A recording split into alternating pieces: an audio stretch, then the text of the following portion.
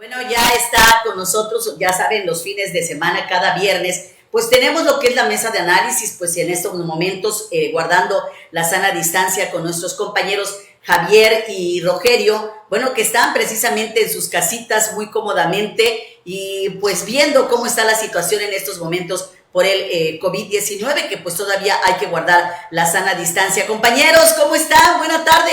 Ya los extraño, la verdad que los extraño y es en serio, ¿eh? Buenas tardes, Araceli, con el agrado siempre, Pano, buenas tardes. Hola, ¿qué tal? Buenas tardes. Aquí tengo detrás a una mascarita china que aunque está muy fea, dicen que de la buena suerte. Okay. Así si la logran ver, así parece, pues parece diablito. Ok. Bueno, pues ojalá te dé muy buena suerte, Rogerio. Bueno, y platíquenos, ¿cómo les va en este confinamiento todavía en estos instantes, Javier, Rogerio? Así es difícil, realmente se está siendo muy difícil, sobre todo estar pues encerrado y con las altas temperaturas, pero bueno, yo creo que hoy más que nunca se impone que seamos responsables.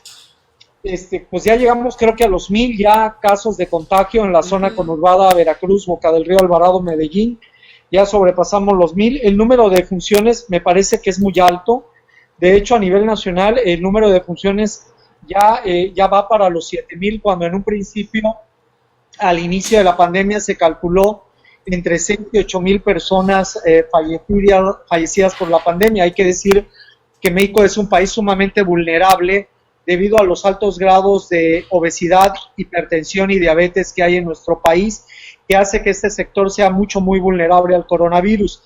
Me parece que hoy es tiempo de reforzar mucho el mensaje de actuar con responsabilidad.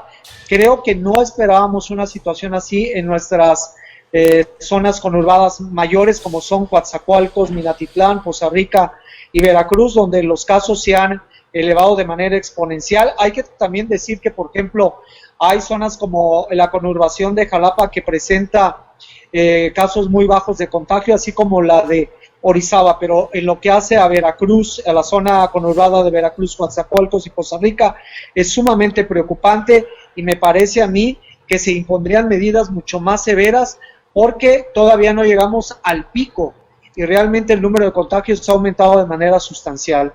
Así es. Yo creo que si esto no baja ahorita en las próximas horas, yo creo que las autoridades, incluso municipales, en acuerdo con el Estado, no van a dudar en implementar medidas que ahora sí creo van a doler. ¿A qué me refiero con que van a doler? Yo creo que es momento ya de endurecer, porque ya en otras zonas, como bien lo dice Rogelio Pano, están viendo que sí están llegando ya a su tope, como que ya los contagios están logrando mantenerlos ya a raya. No es el caso de la zona conurbada Veracruz, Boca del Río, entonces no me extrañaría a mí en próximas horas, en próximos días, si esto no cambia, que las autoridades, los gobiernos municipales optaran por medidas más severas, como el uso de cubrebocas ya de manera obligatoria para salir a la calle. Muchísima gente sigue sin cubrebocas en las paradas de los camiones, en el transporte público, e incluso volver a cerrar avenidas principales de la ciudad, como lo vimos en Veracruz hace unos días, Boca del Río igual. Yo creo que son medidas que pudieran regresar en breve si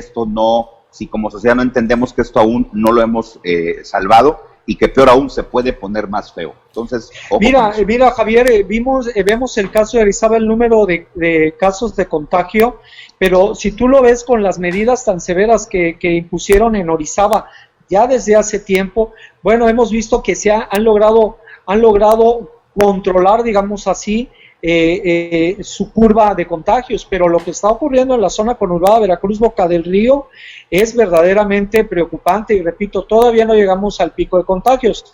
Ahora a nivel nacional, pues también ya se están encendiendo los focos rojos, aunque hay que decirlo, ya hace aproximadamente como 3 semanas aproximadamente, en una entrevista con Joaquín López Dóriga, Hugo López-Gatell, aunque después cambió la fecha, él en primera instancia dijo que el pico de contagios en el país sería a partir de junio, y lo que estamos viendo es una curva ascendente.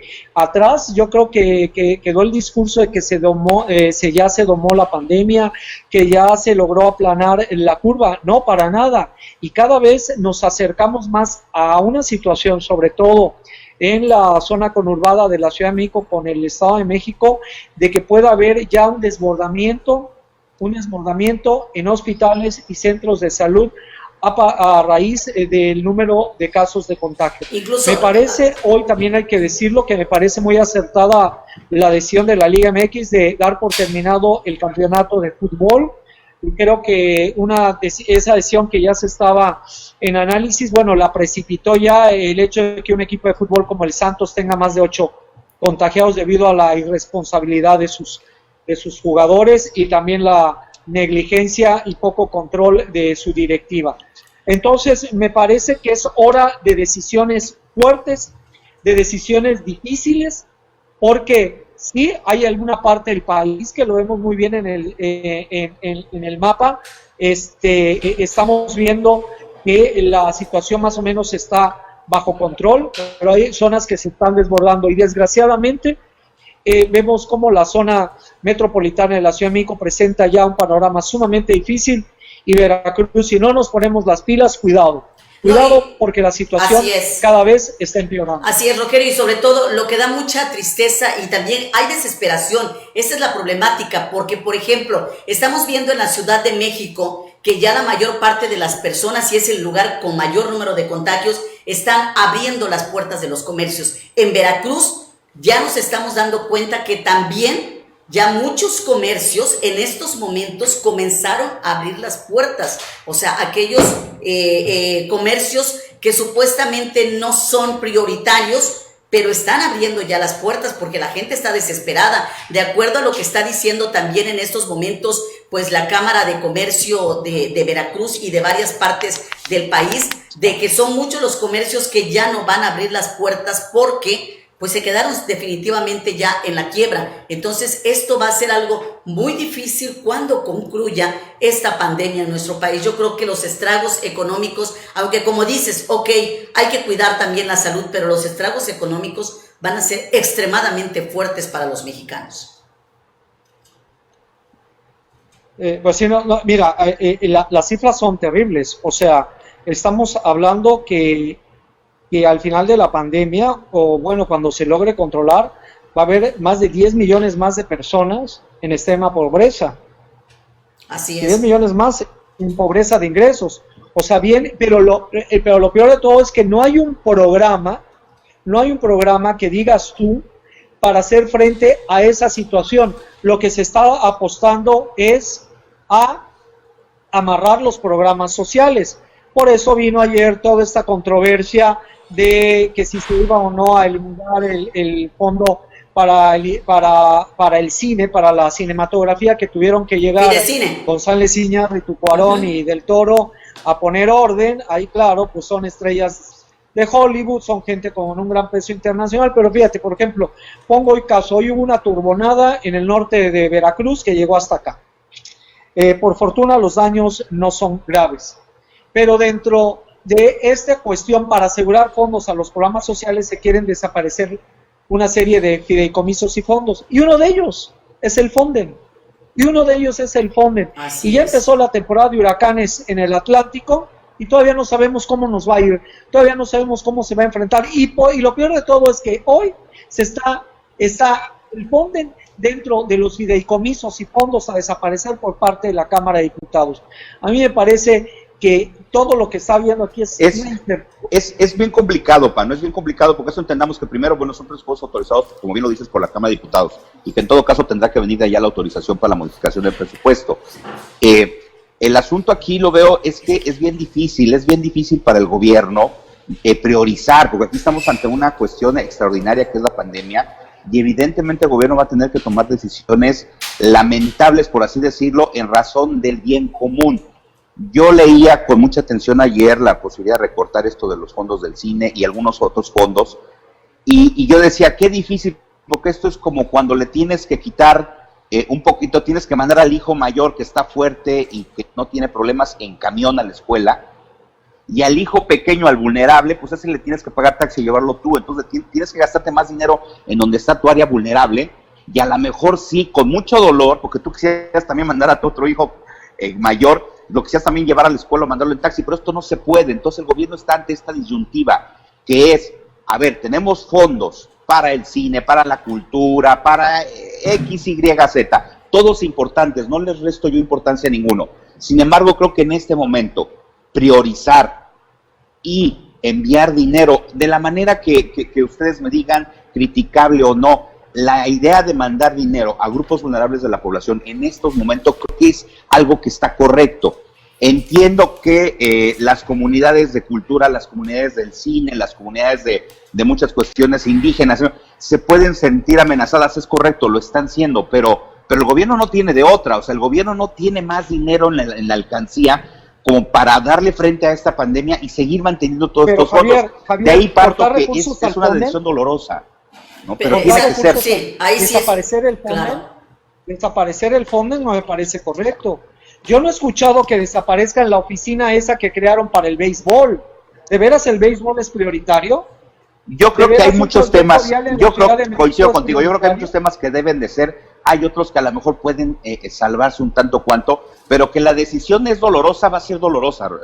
Claro, yo estoy de acuerdo. A quien le pegues, yo no sé si a los beisbolistas o a los actores o a los cineastas o incluso a los propios indígenas o incluso dejar un poco en riesgo algunos estados con muy alta vulnerabilidad ante cuestiones climatológicas como es el tema del Fonden.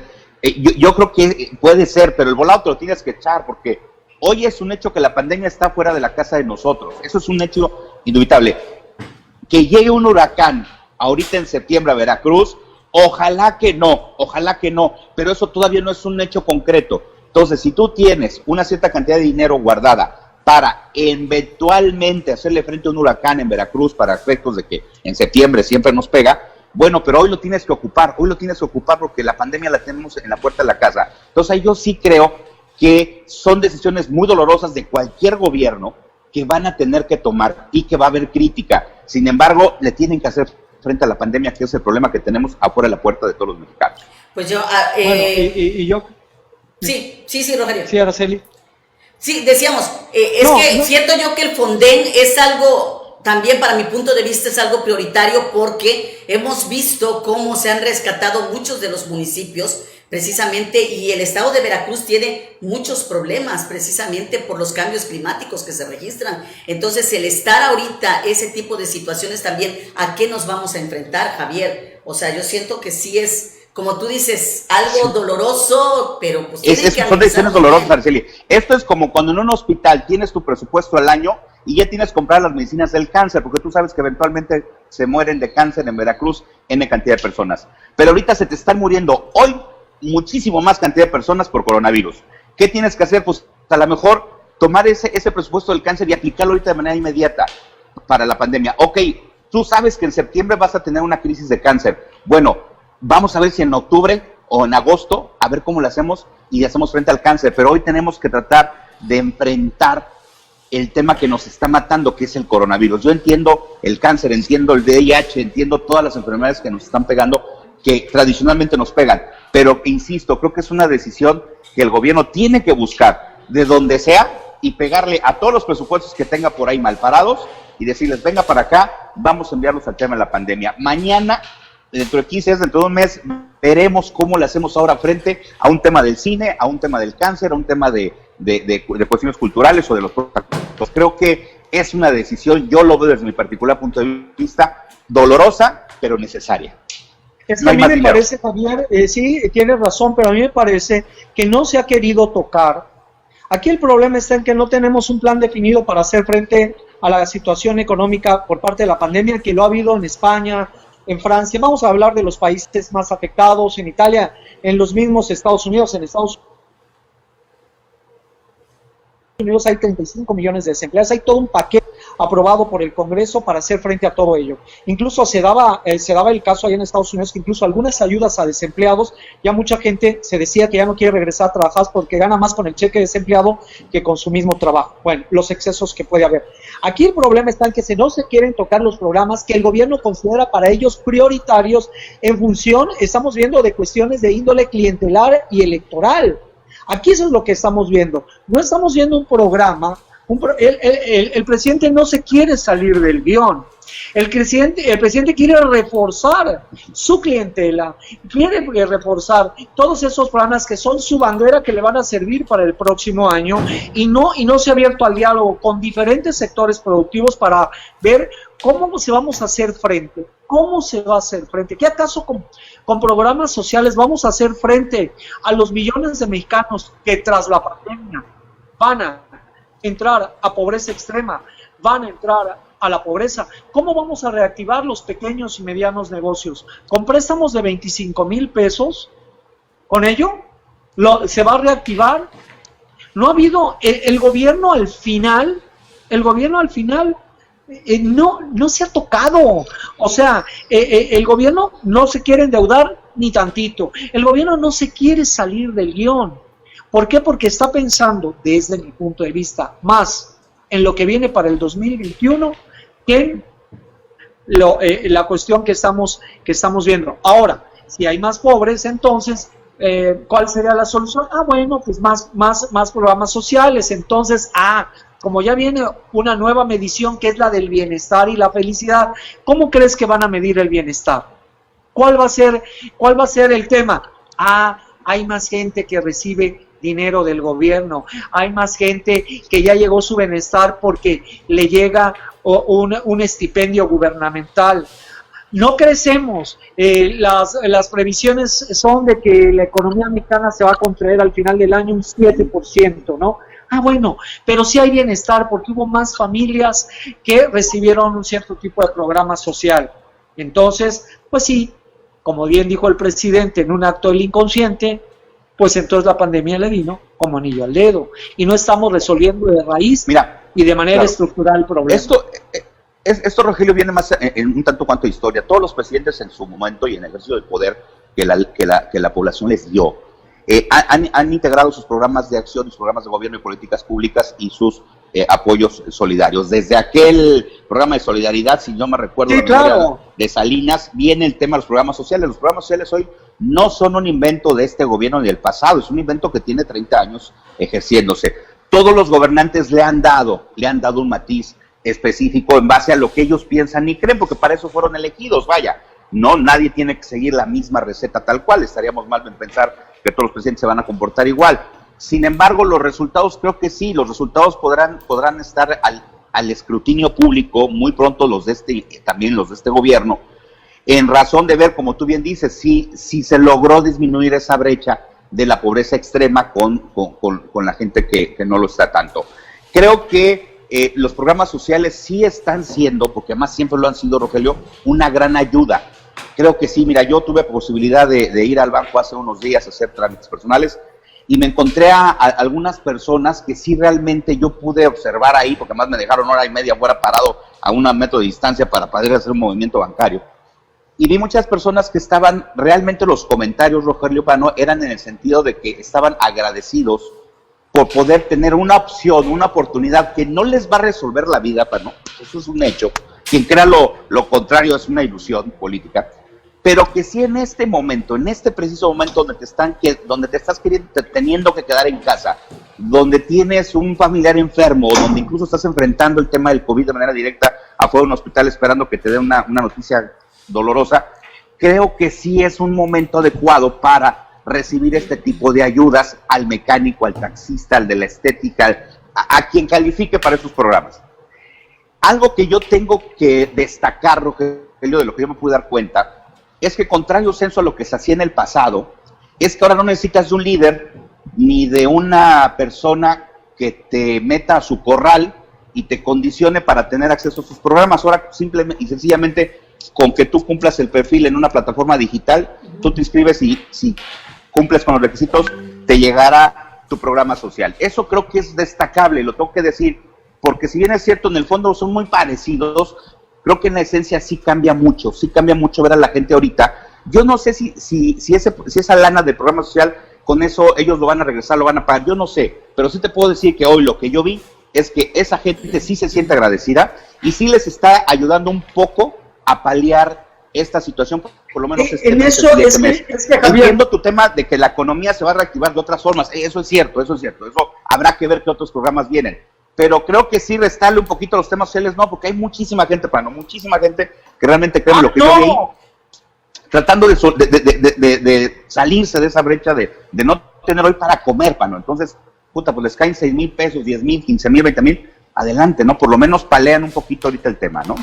No, yo no estoy en contra de ninguna manera este país tiene una desigualdad brutal. Y me parece loable que empiece a medir el tema de la desigualdad. Y creo que detrás de la propuesta de Alfonso Ramírez Cuéllar, el dirigente interino de Morena, que creo que la planteó mal, porque al fin y al cabo la esencia es una reforma fiscal que necesita este país, una reforma fiscal. Así es. Eso lo necesita este país. Yo no estoy en desacuerdo en que la gente se te ayude, por supuesto que no. Lo que yo creo es que se haga el programa con base pensando de manera clientelar y electoral, cuando lo que tenemos que tener no es el círculo vicioso de los paliativos hacia el sector más vulnerable. Lo que yo creo que se habría que buscar es que cada vez haya menos sector vulnerable a través de una reactivación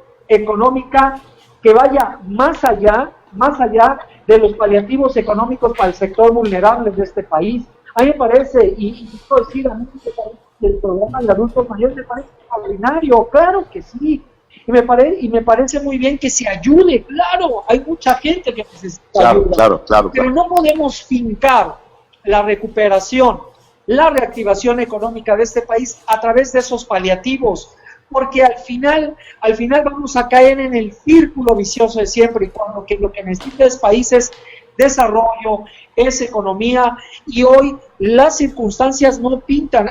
Antes de entrar al aire leí el documento de la Cámara Europea de Comercio e Industria en México, y el documento que dan a conocer ellos es muy fuerte sobre pérdidas de confianza por el tema de la cancelación de los proyectos de energía renovable en este país. Hablan de pérdida de confianza, no nada más en el sector energético, sino en todos los sectores, cuando lo que necesita este país es más inversión, más empleo. Es lo que necesitamos, porque entonces lo que vamos a hacer es engrosar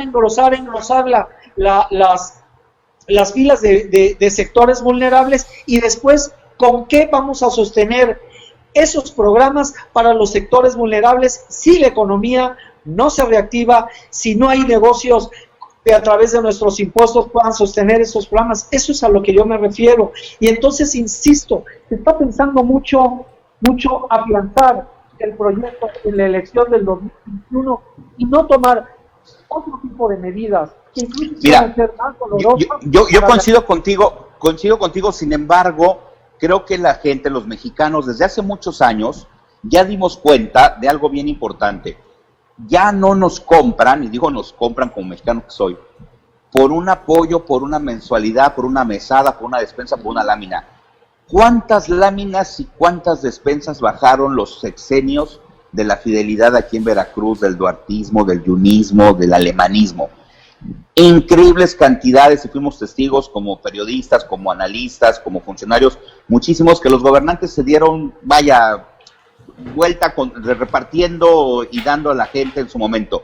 Y toda la gente que hizo lo mismo que está haciendo hoy.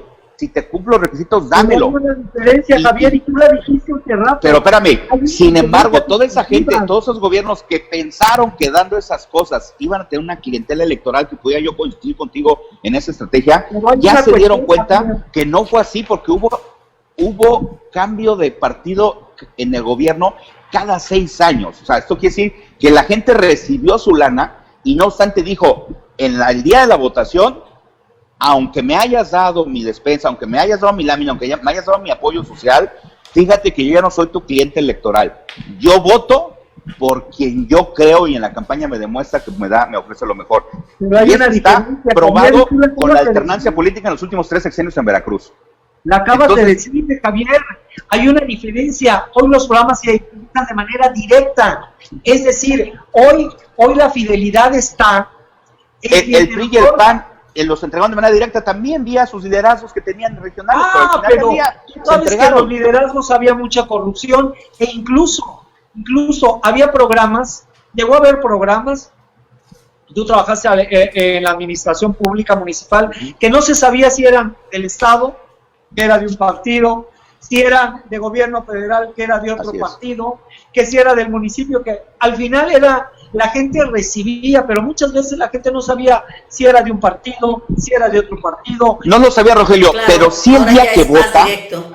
la gente sí sabe quién le cae bien y en quién pone una esperanza, ¿eh? Bueno, más allá de que hace 8 hablando días, hace 15 de un días, genio haya de la recibido un beneficio comunicación. de quien sea, llámese gobernador, alcalde o regidor o diputado. El día de la elección, la gente ya no es tonta, Rogelio. La gente dice, no, a mí me gusta A o B y me voy. Oye, pero recuérdate, y no dudo que vaya a ver en la fila de la casilla. Oye, acuérdate que te dio hace 2, 3 meses, 6 meses. La gente va a decir, sí, nos queda claro que ese es dinero de nosotros, es dinero del pueblo, es dinero que dan los empresarios, pero hoy mi voto es libre y secreto y se lo voy a dar a quien en campaña me convenció.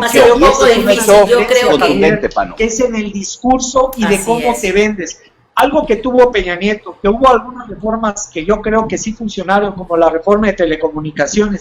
¿Quién le da el crédito a Peña Nieto? Nadie le aplaudió. La telefonía celular es mucho más barata. Nunca se vendió, pero tenemos un presidente que todos los días se vende como un hombre que está a favor de los pobres. Ese marca una gran diferencia. Peña Nieto nunca fue a municipios, nunca puebleó. Peña Nieto no le gustaba. Lo tuvimos aquí, tuvimos un gobernador que puebleaba, que tenía un discurso y que se agenciaba programas federales para beneficio propio y que los vendían como propios.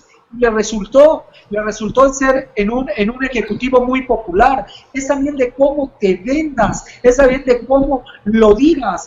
No, incluso, en el caso de Peña, Rogelio, por ejemplo, nos vamos aquí a nivel local, o sea, de qué manera, por ejemplo, los partidos, en este caso Boca del Río, pues cómo cuidaron realmente a toda la gente en Boca del Río, como la han venido cuidando. Claro que la gente pues está con ellos, ¿no? Es un palpable ver aquí cómo Boca del Río ha cambiado.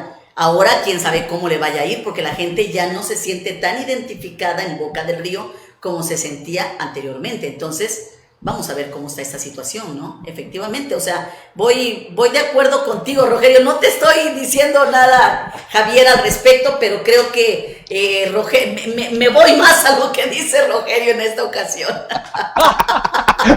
Oye, a ver, ya estoy teniendo ahí, entonces, teniendo a montón. Ya estamos ahí. No, mi punto, no, Rogelio, yo creo que estamos es que no le podemos escatimar hoy. A ver, no le podemos escatimar los apoyos a los adultos mayores bajo ninguna circunstancia. No podemos escatimar los apoyos a la gente con discapacidad bajo ninguna circunstancia. No le podemos escatimar a la gente que hoy está recibiendo un dinero y que con eso está paliando la pandemia. Entiendo que el segundo sentido que critica Rogelio, y hace bien, es, oye, es que eso va a ocasionar una clientela electoral. Es cierto, puede ser. Sin embargo, yo creo, por lo que yo he visto en Veracruz en las últimas 6 elecciones, yo creo que no. Yo creo que la gente, aunque hoy le ayudes de una u otra forma, yo creo que el año que entra va a llegar y va a ejercer un voto libre de cualquier situación, porque ya lo manifestó hace año y medio, votó por una propuesta que no estaba consolidada, después de un gobierno que le había aventado toda la carne al asador y perdieron de manera abrupta. Lo mismo pasó hace 4 años cuando ganó el PAN, y lo mismo pasó hace 12, 10 años. Entonces, yo insisto, las estrategias de gobierno pues son válidas, para eso llegan, mal harían si no lo hicieran, para eso les votó un chorro de gente, para llegar al gobierno y hacer esas cosas. Que sean erróneas o no, ya veremos. Creo que sí cabe la crítica, cabe la crítica, sin duda. Pero yo me quiero esperar al examen que viene el año que entre en las elecciones, y ahí nos vamos a llevar una cubetada de agua fría.